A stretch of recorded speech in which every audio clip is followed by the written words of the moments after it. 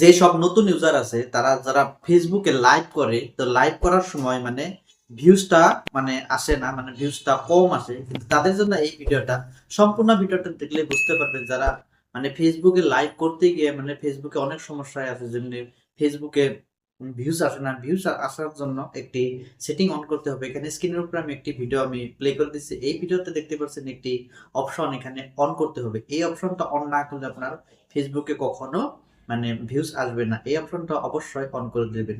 তবে এই অপশনটা কোথায় থেকে পাবেন, সম্পূর্ণ ভিডিওটা দেখলেই বুঝতে পারবেন। চলুন আমি মোবাইলের স্ক্রিনে দেখে দিই। সর্বপ্রথমে আপনারা ফেসবুক অ্যাপ্লিকেশনটি ওপেন করে নেবেন। ওপেন করে নেওয়ার পরে এখানে দেখতে পাচ্ছেন প্রোফাইল আইকন, জাস্ট প্রোফাইল আইকনের উপর টাচ করে দিবেন। টাচ করে দেওয়ার পরে এখান থেকে আপনারা থ্রি ডট দেখতে পাচ্ছেন, ওখানে আপনারা টাচ করে দিবেন।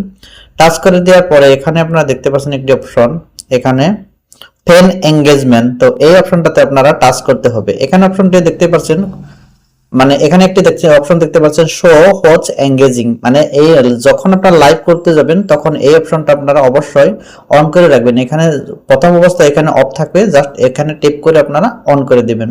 তারপর এখানে দুইটি অপশন দেখতে পাচ্ছেন, এই দুইটি অপশন আপনারা প্রথম অবস্থায় যদি অফ থাকে অবশ্যই এই দুইটি অপশন অন করে দিয়ে আপনারা লাইভে যাবেন। লাইভটা কোথায় থেকে করে সেটা তো আপনারা জানেন। এখান থেকে জাস্ট আপনারা প্লাস আইকনে যাবেন, প্লাস আইকনে যাওয়ার পর এখান থেকে আপনারা লাইভে চলে যাবেন। তো এইভাবে আপনারা লাইভটা করবেন, দেখবেন আপনার ফেসবুকে যখন লাইভ করবেন অনেক মানুষ সেখানে যুক্ত হয়ে যাবেন। ভিডিওটা যদি অল্প একটু ভালো লাগে থাকে অবশ্যই লাইক কমেন্ট শেয়ার করে দিবেন। ধন্যবাদ।